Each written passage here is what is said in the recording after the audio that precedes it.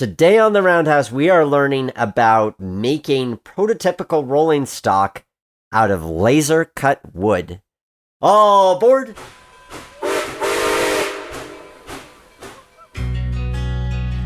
In days past, the roundhouse was where the railroad worker united with the steam locomotive, each to prepare for the journey ahead.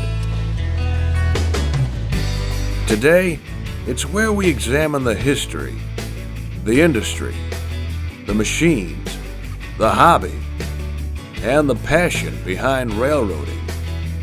News, interviews, stories, and more. So climb aboard. This is The Roundhouse. Welcome to the Roundhouse. I'm your host, Nick Ozarak, and this is episode number 159 of our Trains and Railroading podcast, where we're talking about everything in the industry and the hobby. You name it, and we discuss it.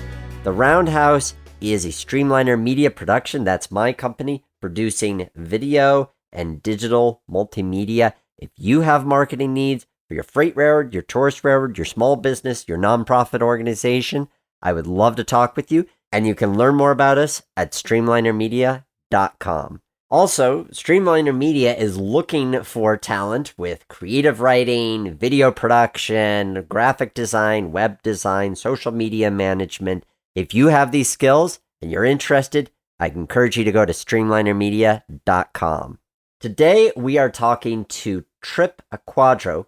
He is the founder of Duck Locomotive Works, which is a company that produces laser-cut wood kits for you to build locomotives and rolling stock. And we're not talking about just toys. We're talking about realistic steam locomotives like a New York Central Hudson, a Santa Fe Northern, or even the stock of the Talakhlin Railway. They have quite an impressive amount of kits already and continue to expand their catalog. We're talking with Tripp to learn more about the process of selecting prototypes and turning them into wood kits to build at home. Before we get to that, though, I want to thank those of you on the Roundhouse Podcast Patreon for supporting the show. Folks like The Pirate Pilot, Chris Wells, and Drake. Thank you guys for contributing to the podcast, and for as little as $1 a month, you're going to be helping to make the show happen, and I appreciate the support. And at $5 a month, you get early access to episodes. You can learn more at patreon.com/theroundhouse. I also want to thank the sponsor for today's episode, Strasburg Railroad Mechanical Services, for your locomotive and rolling stock restoration needs. You can learn more at mechanical.strasburgrailroad.com. Our guest today is the founder and owner of Duck Locomotive Works. Please welcome to the Roundhouse, Mr. Tripp Aquadro. Awesome. Thank you for having me, Nick. It is so great to have you on, Tripp, because I've said to you before that to find a niche within rail fandom where somebody hasn't done a thing before, at least to this degree, is kind of rare. And so I'm excited to get into how you got into this business, but let's start first with the base question of how you got into trains and railroads to begin with.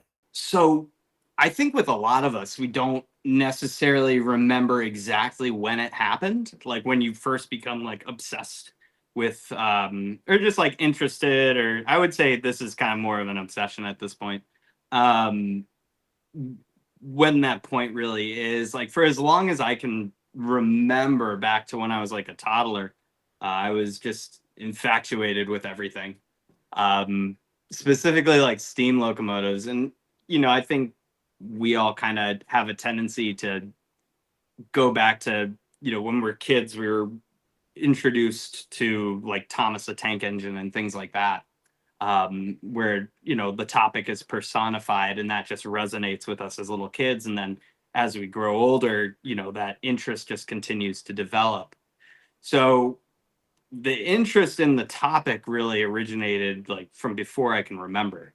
Yeah, that's kind of that. And as time has gone on, It's just developed and developed, as you know, and as all your listeners know, it's an interest that just is so expansive. There's so many facets to it.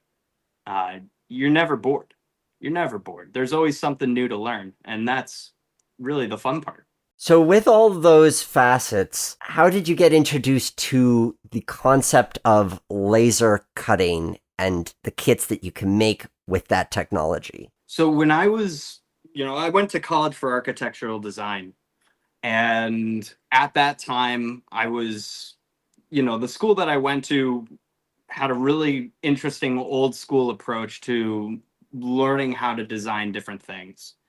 And it taught you more of the design process than anything, and how to really take the long route, or as my mom always says, take the scenic route to achieve a final product. And in doing that, you kind of discover different ways of doing things.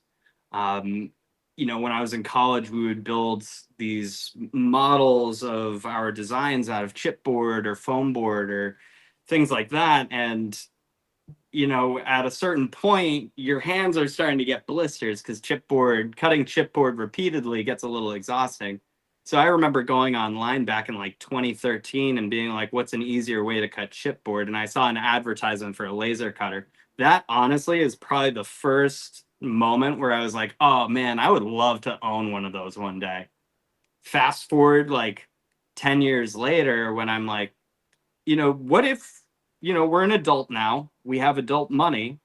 What if we bought a laser cutter for fun and experimented with it and just saw what you could do with that tool? Um, Not really thinking that down the road it would lead to something like where we're at today. But ultimately, that is my introduction, was me just out of boredom during COVID saying to myself, you know what, we need a hobby to take our mind off things. Let's just buy a desktop laser cutter and see what we can make. And, we produced the first Hudson kit. That was the first one I did because AC Gilbert did their Hudson erector set. So it's like, why not just make my own? And that's exactly what we did. And that's how that kind of started off. It was a very anticlimactic and very, slow process in the beginning, but it quickly gained speed as time went on. It's interesting to hear you say that your degree is in architecture because when I'm looking at your models, including the one that I built, the architectural nature, the sort of design element of it, putting the design in the foreground is part of the aesthetic of it. Because yes, you could paint them, and we could get into the whole painting versus letting as is debate. But when you look at them in their natural state, there's an element of that this feels like something that a locomotive builder would have had in their office to demonstrate the concept before they would have put the real locomotive into production. Was that a conscious decision of the aesthetic or just something that came about by nature of the process? In the very beginning, that was not really the intention. I had built a model of, the general locomotive from, what's his name? Buster Keaton? No, yeah, I mean it's from the movie, but the actual name of it, I've got the two books here that I read, and I used to Great know Locomotive Chase, Andrew's Raid. Andrew's Raid, so Daring and Suffering, and the Great Locomotive Chase. So I had built like a plastic model of that, and I was like, man, it would be really cool if there were just more options for these. And so when I started designing the models, I was like, it's obviously not going to be hyper realistic, but what it could be is really a interpretation of what the final model would be, almost like a case study model. And that's why as time went on, and a lot of folks are like, do these have motors? Or the age old question that I get asked really at any train show is, well, what's the point? And they're like, what's the point of building something like this if you don't operate it on a model railroad or a conventional model railroad? And it's like, well, what these are is they're essentially, engineering study models. So going back to what you said, like that kind of hits the nail right on the head, where it's like, the way I design these is I want them to have, the correct proportions, opening doors. They got to do the things that the real thing does for the most part. And the idea would ultimately be like, oh yeah, this is proving the point of this locomotive. Um, and that's kind of the idea. And that was with me in the very beginning. Like once I started designing the first Hudson kit, I kind of realized it's like, oh, we can take this way further if we want, but let's just see, what we can produce in the beginning. And, as time goes on, I try to introduce more and more features, let's say. So whether, like our ATS 2926 model has the raising and lowering stack feature, or opening, compartments, and opening firebox doors and smoke box doors and valve gear and everything. So we try to make it as much of a study model as humanly possible, while also visibly just super visually aesthetic. And that's kind of the idea behind that. Going back to the early days of it being a company, what motivated you to take this from I want to experiment with this and I want this for myself to I think I could make a business out of this, especially where there wasn't already a pre-existing, or at least seemingly a pre-existing market for this type of product? So when I first started, I was working in the pet food industry, and it was quote unquote the high end pet food industry. And I saw that ultimately you could sell anything to anyone. And I was like, even if you had like a completely ridiculous product, like there's always going to be a buyer. There's trillions of people in the world, anything is possible. The point where I decided that, okay, this could actually be something was when, I purchased a competitor's model, and I built it just to get an idea of like, okay, so what works, what doesn't work, and what do I want to incorporate in my own stuff as a hobbyist. And just like going through the reviews and reading the reviews, I would say like there were a good number of them that were like people, like builders and train enthusiasts and kids, ultimately saying, I wish there was a model of this. I wish there was a model of that. And it proved a point where, you know, everyone has a favorite. So even if you design one kit, generally speaking, if it's popular enough, you're going to find a buyer. And this was all kind of like floating around in my head like a fun like little what if, like, the fantasy of owning a model train company. When I was 10 years old, that was something I only dreamt of. And then all it took was one kid on Instagram to see, he just happened to come across this one photo I posted of the original Hudson prototype, which was just the engine at the time. Uh, and he was like, hey, this is really cool. Can I buy one? And at first I was like, I don't really have the time to put one together for you and sell it to you. What I'll do is I'll make some instructions and I'll send you a box with a bunch of parts in it and you can put it together and see how it goes. And, kind of sold it to him at cost because, it's like, it's your first thing. It's not going to be great. Like, I can't guarantee that he's going to have a good enough experience, but he built it in like 2 days. He loved it. And then he was like, do you have more stuff? And at that point I was like, okay, so that's one person who just happened to see this. That's maybe luck, or that's proof that, okay, even with the very lightest of touch on the marketing gas pedal, we can attract buyers. And then what happened was he told his friends, and his friends all told their friends, and then they all wanted them. Now, at the time, I was manufacturing these kits for myself out of my studio apartment. So my laser cutter was on my stove with the exhaust tube going up the vent of my range. And it really wasn't conducive to, larger scale manufacturing. The desktop laser cutters are really horrible for any sort of commercial use. I was like, okay, so if I wanted to start a model train company, how would I do it? And I started putting it all out on paper. Suddenly it started making a lot of sense. And it was like, okay, this actually could work really, really well unless I'm just overlooking some really, really glaring roadblocks that will be in the way. And, I took a leap of faith. I essentially said, okay, like if I want to do this, I can't be in Los Angeles anymore because there's no way I'm starting a manufacturing company in Los Angeles. We're going to move everything back to New England. And I had looked online. I found a space where I am currently here. And it was the right price point. It had the ability for me to grow if I wanted to grow. Rent in this area is ultimately cheap. So if things are slow, we can still survive. And at that point, I was like, I mean, let's do it. Let's highball into this. Let's go for it.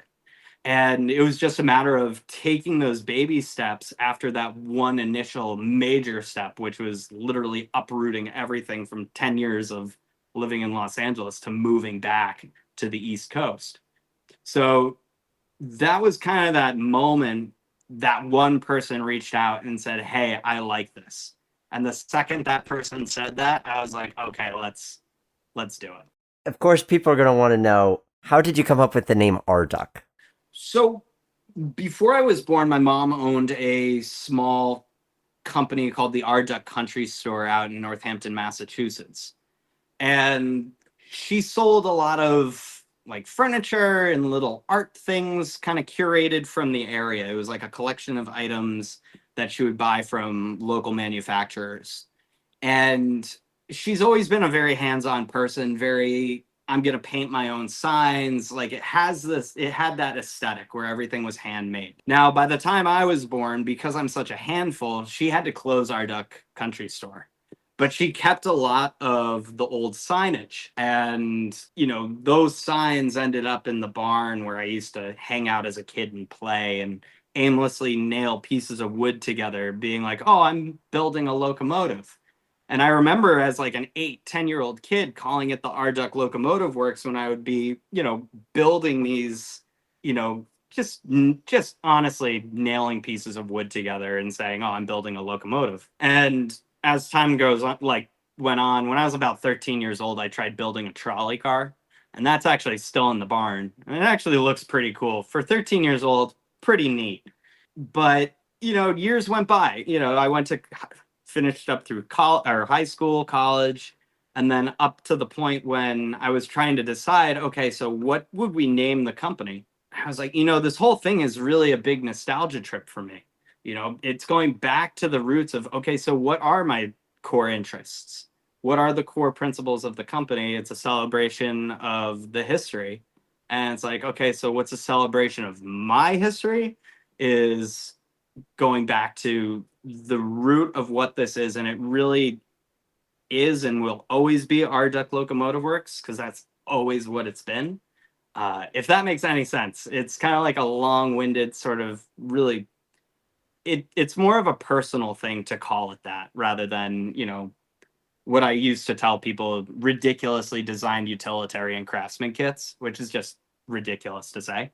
But that's the history of our Duck, is it's really just based off of the heritage of my own personal interest in railroading and combining that with the manufacturing of something. So this is really just a continuation of me fooling around in the barn, aimlessly nailing pieces of wood together and calling them a locomotive. The Strasburg Railroad is an institution in the heritage railroad industry, and its mechanical services department is proud to lead the way. With the knowledge and experience that has created one of the most reliable steam railroading experiences in the country, the Strasburg Railroad is excited to offer their expertise to the rest of the industry. Strasburg's professional team provides consulting and technical assistance to take your steam locomotive or rail car project from idea to finished product. They stand behind their work and always strive to meet their customers' needs for quality, historic accuracy, and reliability at a price that is fair. Unlike many competitors, they feature a fully equipped boiler, rail car, and machine shop, so the work gets done in-house, helping you get more for your money. Send your inquiries to mechanical@strasburgrailroad.com and let the professionals get to work for you.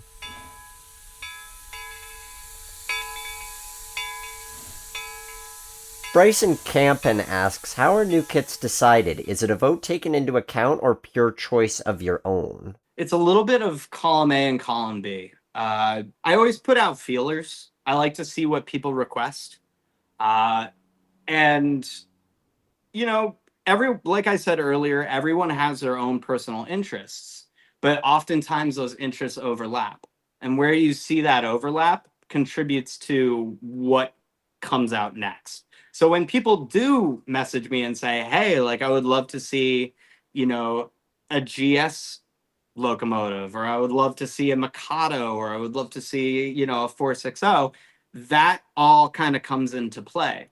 Uh, a good deal of the stuff that I manufacture is designed primarily because it has a feature that I want to introduce on a later kit that I feel like that feature needs to be developed in a safe, controlled way where I have this personal interest and this personal drive to see it through to completion. And then, when we do move on to something that's heavily requested, because I really don't want to let anybody down with a design choice. And when we move on to creating that product that, everyone requests, that way it's meeting that threshold, it's meeting that standard. And, you know, when there are design elements that, maybe just needed a little bit more time to cook, or maybe it needed some builders to experiment with it and to experience it and to send feedback and all that. Um, it's just a better system for creation. But a good deal of stuff is, there's things that are objectively popular, and then there are things that are underrepresented within the modeling community.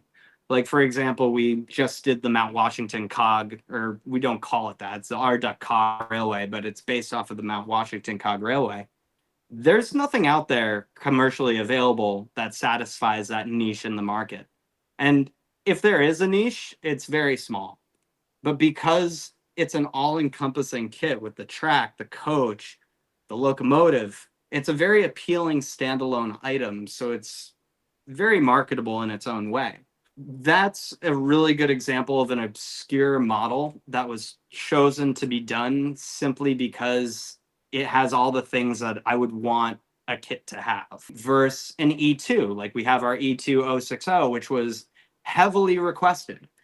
Probably one of the most requested items that we've had was an E2 or the SD40-2 kit. So occasionally we dip into that pool where we pull the most popular items, the most recommended items, and we do produce them. But truthfully, we see about equal effectiveness when we do something that, or if I design a kit that's something that I want to see versus, what's popular. So it's, you try to cater to both worlds. Walk us through the development process once you've made a selection of a prototype. So it starts with drinking a lot of coffee. You drink a lot of coffee. So let's say it's something that I want to develop, right? You find inspiration everywhere. Like I could be reading a book. Like it usually honestly starts in books. And finding reference material and seeing different pictures and thinking like, man, it would just be really cool to own a model of that locomotive. So for example, like I'm working on the new new J3A Hudson model. We discontinued the old one because it was kind of a toaster, but we're working on the new one now, and that thing is going to be sweet. So the process begins by getting as much reference material as possible, whether it's books, photographs. More often than not, you can find actual original engineering drawings. I picked up a really great book at the Springfield Train Show last year that has the schematics for every single New York Central steam locomotive they had. And it's just an incredible asset. And based off of that, like you kind of are able to piece together and really give yourself like a rough idea of, okay, so this is what this model is going to be. And then I move it over to pen and paper where I trace out everything. I trace out, what I would want the model to look like, what I want certain things to be. And these aren't appealing drawings. These are chicken scratch on the back of an envelope style stuff. It's really not that interesting to look at unless you're me. And then at that point, I tend to move things directly over to SketchUp, which is the 3D modeling software that I choose to use. And at that point, you kind of start, you scale your drawing, right? So if you have engineering drawings, like in this, for example, with the J3A, we have the drawings for it. You can really utilize only the elevations and design a model based off of just the elevations. And then it's just a matter of kind of piecing things together.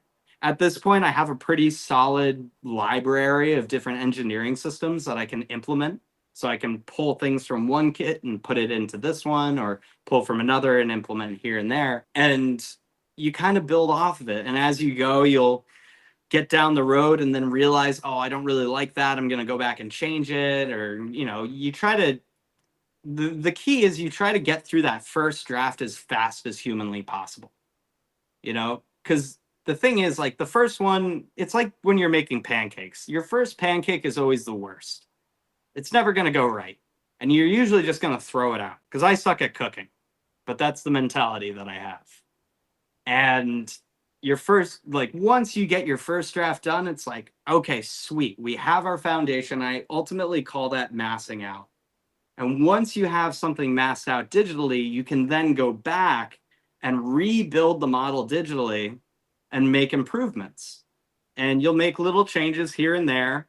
And, after a week or so of, just tiptoeing your way through the project, you're taking your time and really ultimately designing a Lego set backwards, which is kind of what I'm doing. At the end of it, you have your second draft, and then you move on to your final draft, and your final draft is like, this is, your refined version. And by this point, you should have a pretty solid product. And at that point, you're pretty much done. It's playtime. I imagine that as you've gotten into this further and further, that you've sort of developed your own architectural shorthand, if you will, of how to overcome certain design challenges. The number one that I could think of being that you have a lot of steam locomotives, and steam locomotives are not known for being boxy. They are known for having a lot of curves, especially this big thing called the boiler. And so having a means of recreating a boiler with pieces that you're delivering to a customer in the mail that come as flat punch outs, essentially, that seems like you had to have built up tricks along the way for how to be able to visually represent these complex elements of a steam locomotive or any of these models. Absolutely. And it all comes back to the whole systematic approach, right?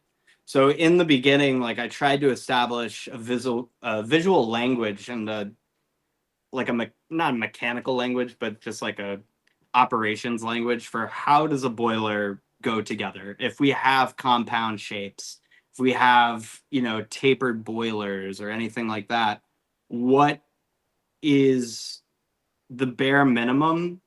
Like, I guess you could say, like, what is the bare minimum that I can do to effectively relay the message that this is what this is?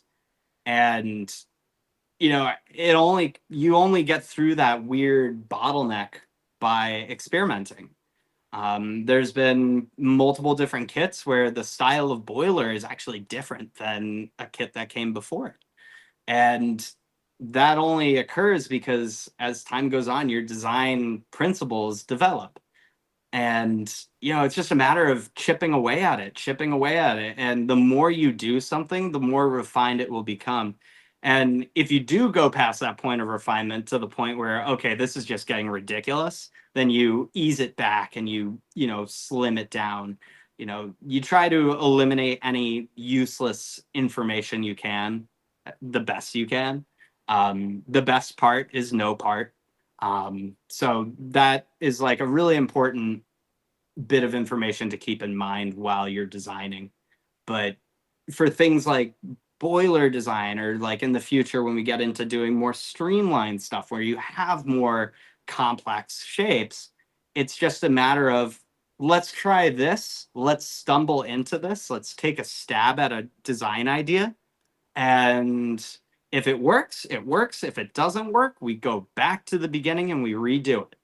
And that's really the approach I take. When I saw your booth at the Amherst Train Show in 2025, the things that really blew me away about seeing your work in person for the first time is number one, that it rolls on track. These are not, I mean, they're static in the sense that they sit and they require hand power, but that you can push them back and forth and they move. Especially with the steam locomotives, have you even have the valve gear there, as well as little throttles and reversers that you can move inside a cab that you can look in and see detail. Why do you believe that having these details included is important? It's a locomotive. You know, it's, you look at the competition that's out there, the other products that are out there. And as a train lover, I'm legitimately just trying to make things that I like, and what would I buy? As a consumer, as someone who is actively buying trains in the real world outside of our duck, you think to yourself, okay, so what are the things that appeal to me? And it's those extra little things that bring the kits to life, whether it's, opening firebox doors where you can, see the grates. Like on the J3A Hudson that I'm working on right now, you'll actually be able to shake the grates. Just silly little things like that. It's play value. It's more than just something to look at. It's also a fidget spinner. It's a desk toy. It's, you know, you try to see, what it boils down to is really just, I these are things that I would want to see. And these are things that I would want. Like if I buy a train model, I want it to be able to roll. I want the valve gear to work. And the added bonus of being able to open the smoke box door and see the flues, or, having the little toolboxes that open up, or removable cab roof with a detailed cab interior. I mean, what it does is it sets builders, and not just me, but other builders, up for just a world of fun. If you do decide to paint them or take them even further, it's just, I'm giving the builder tools to elaborate and to expand on what's in front of them. And by giving them as much stuff as possible in a single package, you can't go wrong. You can't go wrong. And it's also really fun to show them off, and then be like, oh, well, look at this. Oh, look, the stack on the 2926 raises and lowers. It's incredible. And I don't think anyone's really complaining, which is really good to see.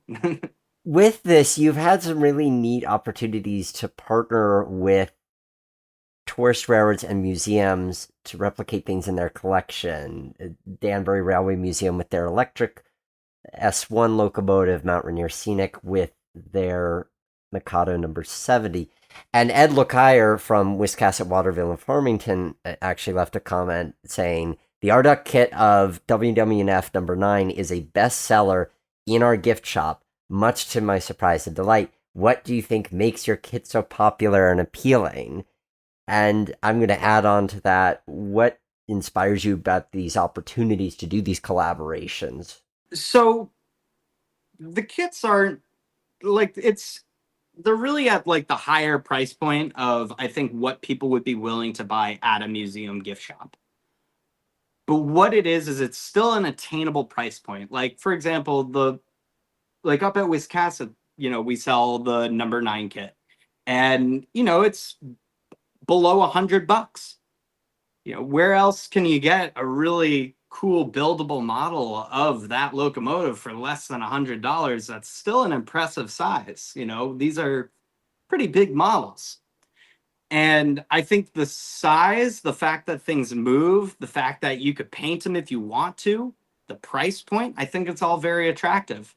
And especially with these tourist railroads, it's, you go into a gift shop and typically what you see is a lot of stuff that's maybe geared more towards children, or maybe, they have mugs or blankets or pens or, other little odds and ends where it's like, yeah, it's cool, but like, it's a pen. What this does is it introduces something a little bit more. It's a very attractive piece. It's attention grabbing, and it's buildable, and it's attainable.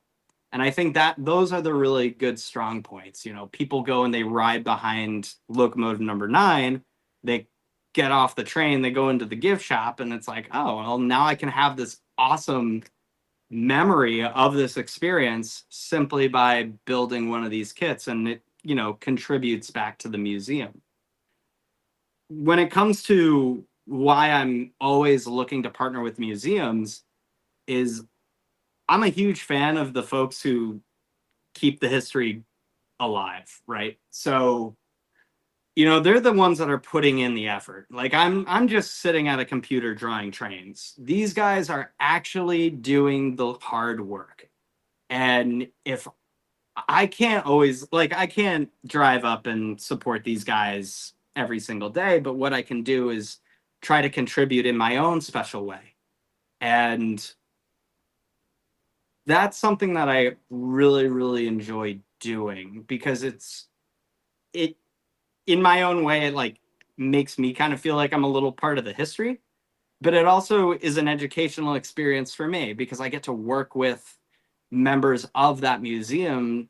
For example, for Mount Rainier 70, um, like I got to work with some really cool people to develop that kit, and you learn a lot. And for me, it's like that educational aspect of being able to learn about a locomotive that maybe I don't know a lot about, and getting that insider look into, okay, how does this thing work? Like, what's the valve gear setup on this? Why did they do that? When was it built? Who built it? All that comes into play. And I really, to pun, get chuffed on it. I love it. And that's just really exciting to see your model next to the real steel in real life. It's like the greatest thing on the planet. You can't go wrong. There is so much to learn about these locomotives through this process. And for me, my experience is that I met you at Amherst, and you very kindly gifted me a Montezuma model, which you even very kindly engraved my name on, which was super Yes. cool. Um, and as I'm building it, number one, I've never loved instructions like I've loved yours, not just because they were clear, but also because there's the whole work order sheet of congratulations, you've got this kit and you've been assigned the task of building it, which gives it kind of a sense of purpose. And as I'm constructing it, I'm thinking about all the elements that would have gone into designing and constructing the real thing that I never think about because they're tucked away on the inside, all the valve gear and details like that. That's its own form of education, which I think is really interesting.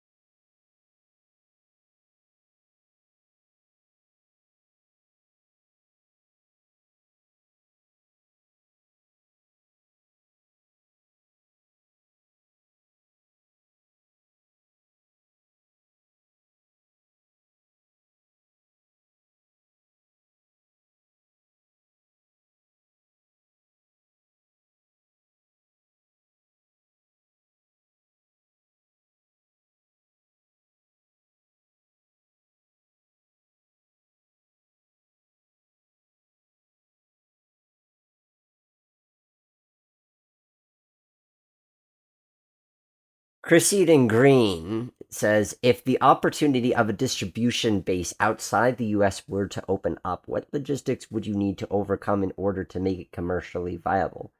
Because it's true, you've produced, you just mentioned the A3, and also tying in with a recent podcast episode where we talked to Luke Ryan of the Talaclin Railway, you've produced a number of pieces of their rolling stock. So what would it take in order to be able to broaden your markets for your business? So the big thing, and we're kind of experiencing this a lot, especially with international commerce, is, you know, something that you would ship to Great Britain, for example. So, you got to pay VAT and duties fees. That sort of thing doesn't go away. Um, it's not like, it just magically disappears with different logistics. I think the big thing, is if there was a buyer who is interested enough to purchase the product in bulk, we would be able to supply them 100%. Um, but it boils down to, or just comes down to the scale of the order itself. So if it's a large enough order, you're actually putting yourself in a pretty good position, but there has to be that person on the other end that's willing to take that go at the mill. They got to take that step. Shipping an individual product to the UK generally costs like $60, but if we do a large bulk of, let's say, like 100 kits, you're looking in the neighborhood of $1,200. But the shipping price per kit is now essentially way lower, but then on top of that you're paying VAT and duty fees, but that's another story for another time. I think what it boils down to is just scale. Like, we're ready to go for it. Like, if somebody wants to do it, we're ready to go for it. We've got the manufacturing ability. We've got the space to scale up if needed. Uh, we're primed and ready to roll for that sort of activity. There just has to be that buyer. There has to be that interested party. Now, for folks who are international, if this is something that you really want to see in your nation, and you don't really want to pay like the higher shipping costs for the individual kit, going to a hobby shop and saying, hey, do you guys have our Duck Locomotive Works stuff? Starting that conversation with your local retailer, or just getting the word out there, sparks a lot of interest.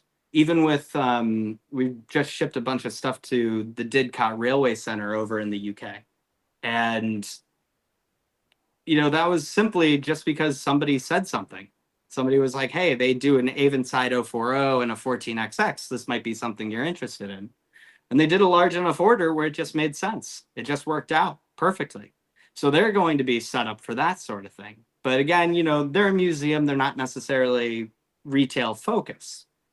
But if you are a retail, focused company out of the UK and you're looking for something new, and to have that, be the first one to the starting line on this thing, like, shoot me an email.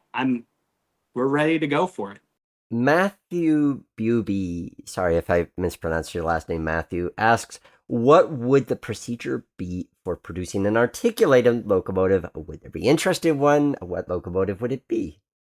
A lot of people ask me, like, oh man, you should do an articulated locomotive. That would be a real challenge. That's not necessarily as hard as you think it would be. It's actually kind of simple. The way I design these kits is that they're fairly structurally sound. They're designed to be dropped. And I've had, like, don't drop the kits and be like, oh, it's designed to be dropped. It's like, if you accidentally knock it over, you can repair it. But with articulated, it's a little bit more interesting because now you're dealing with the weight of an additional engine underneath the boiler. So the structure has to be, you got to pay attention to that, and you got to maybe over engineer certain things to make it work. That's not necessarily hard. I do have 3 different articulated locomotives on the workbench right now. One's a big, big boy. The other 2 are, one's out of Western Maryland, and another one is out of, I don't know, it's the Uinta 2662T. But those aren't slated to really get released for a while. But the big boy is something that I'm working on right now, and we actually did just get approval from Union Pacific to pursue it further. So we needed to get their blessing, because I really didn't want to release a big boy kit without being able to call it a big boy, a Union Pacific big boy. So getting that sort of those permissions was integral to actually moving forward with the project. So expect to see that, Nick. If you're coming up to the show in January, you'll see the super scale big boy there.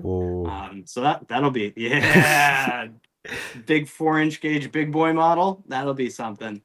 So that's something that we're really into, is, as kits develop, we're going to make things that are bigger and bigger and bigger. The goal is to try to keep it within a price point that's just attainable. The thing is, like, the bigger something gets, the more expensive it gets. So, we're kind of like touching the nerve to see what's the most expensive thing I can get away with here. And I think there's buyers for, big articulated locomotive kits, but only very specific ones. And, like a DMIR Yellowstone, I don't know if anyone would really buy that. Maybe like 2 or 3 here and there, but for something like a big boy, there's definitely a market for that. And, I want to satisfy the folks that have requested it. That is the number one kit people request. I think I get at least one message a day from someone saying, when are you going to do a big boy? And we're doing it. We're working on it. But yes, it has its own challenges, but those are good little challenges, and they tickle my brain in all the right ways. If you want to talk about what a challenging kit is, let's talk about shays. Shays are absurdly complicated, and I'm trying to figure that one out. Trying to crack the code. I'm there once you figure out how to crack that code, especially if you go into the full logging foray of Climax and Heisler locomotives too. Oh yeah, absolutely. It'll happen. It'll happen. Patience. The size, we should touch on that too, because people could build a kit as small as your maintenance of way hand cars, which are like 4 or 5 inches when put side by side, to your massive Santa Fe Northern in super scale, which is 4 feet long. So there's a kit for really every space and size too, which I think there is really really incredible. is. So if you do, like, we just came out with the little speeder kit, and people often ask, like, hey, so, like, what is your kit difficulty level? And really it boils down to, is it expensive? It's probably going to be a little bit more difficult. Is it cheap? It's probably going to be pretty easy. Like, we just came out with the speeder kit. So for new builders who have been following along, but maybe they're intimidated by, the bigger stuff, or maybe they just want to be like, dip their toe in the water and say, hey, is this something that I could actually do? Which I assure you can. The speeder kit's, a $25 kit. It's about 4 inches long. It's got all sorts of fun little doodads and features with it. And great place to start. And then you can get into, like, the super scale stuff later on once you become like hold on, there's a car going by. Once you become a diehard fan, you get into, like, the super scale stuff. And that's when you're looking at, 9 feet of locomotive. And, it all depends on what you want to build. How would you like to expand your business in the future? I really like the idea of sticking, like, I feel like I've carved out a really good brand identity for the locomotives themselves. In terms of introducing more rolling stock, I think rolling stock options are a nice thing to have, but it's not necessarily a priority. But I would like to probably focus a little bit more on offering some more items on that front. And that's just for locomotives, or the train side of the business. But as time goes on, we do need to diversify. The train market's great. It's phenomenal. The customer base is tremendous. It's like the market's there. It's fantastic. But in order to grow and continue to grow, and down the road, it's like I'd like to buy a house someday. We do need to diversify a little bit, and I would like to basically take the design style that I've created for the locomotive kits and kind of apply them to other things. So maybe like steam traction engines or steam shovels, tanks, planes, boats, really anything. It's once you have the means to manufacture, you can ultimately go in any direction you want. And it all boils down to, how quickly can you come up with good quality designs and find a market for them. But as time, phase one of the RDuck story has really been a heavy focus on locomotives, and there will always continue to be that heavy focus on locomotives. But, we do need to diversify a little bit down the road.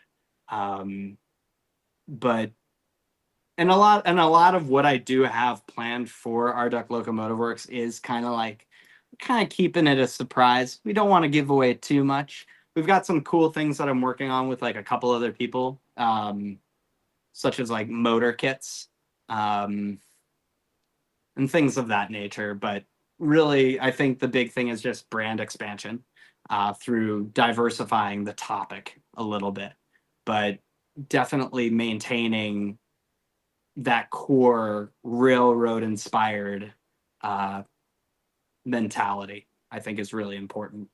My last question for you, Tripp, is that at the end of the day, when you look at what you've managed to build your business into and the market you've created for it, what are you most grateful for?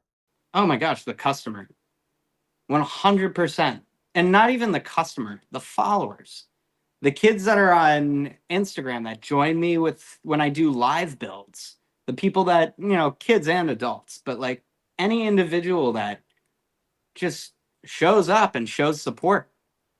Right on. Like, and it's all been positive. And if there is something negative, it's really easy to turn them around.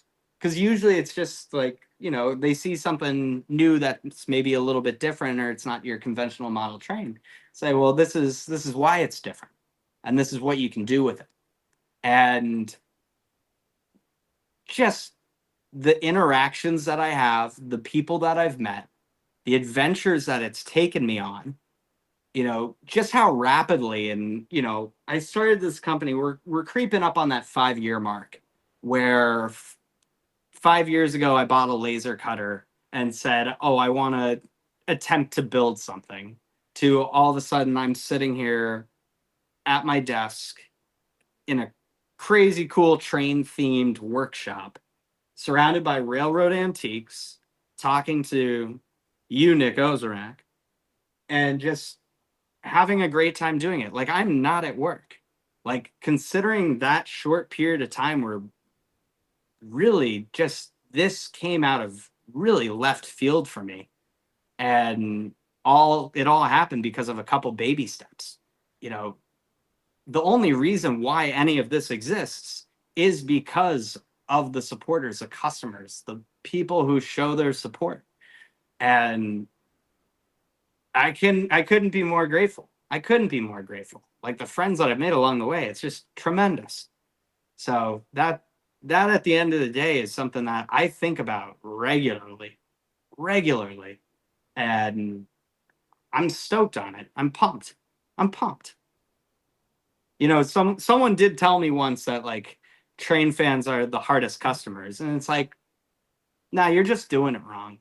Like, they're the greatest customers because they appreciate good design, they appreciate a good product, and they appreciate good customer support. And it's awesome. It's genuinely awesome. So that's my take on that. The website is rducklocomotiveworks.com, where you can see photos and links to social media and links to the Etsy store where you can purchase these wonderful kits. Tripp, thank you so much for joining us here on the Roundhouse to talk about your creative process and how you are building these and designing these really excellent kits. It's really interesting to see how this has grown already and where it's going to go in the future. Hey, thanks, Nick. I appreciate it. And now, the question of the day. Last time on the Roundhouse, we were talking to Chris Helen, the executive director for the B&O Railroad Museum, about their impressive collection, and a lot of it focusing on pre-1900s railroading, which led to the question, what pieces of pre-1900s railroading interest you the most? From Facebook, David Zerby writes, I am a huge fan of history and seeing things like the Tom Thumb and then the huge Allegheny in the next building, and then see pictures of the 1616 Lincoln diesel. To me, it is just incredible where we have come in technology in the last 200 years. Steam is still my favorite and always will be because of how it has shaped our nation and our lives today. Kurt Bell writes, what daily operations on the Philadelphia and Columbia were really like? There's so much we don't know on early railroading in Pennsylvania.